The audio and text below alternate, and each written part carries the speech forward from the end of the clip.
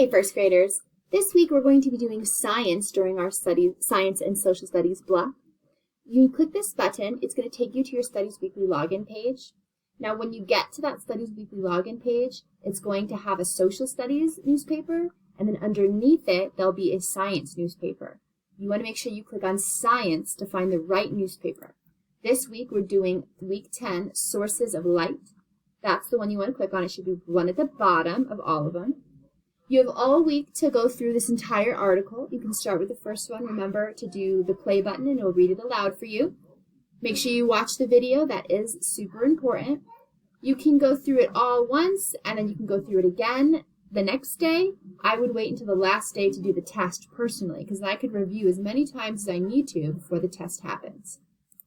Remember, this assignment will pop up every day this week when you click on the science button for first grade. So make sure you are taking your time. You can repeat that science article as many times as you need to. Have a great rest of your day.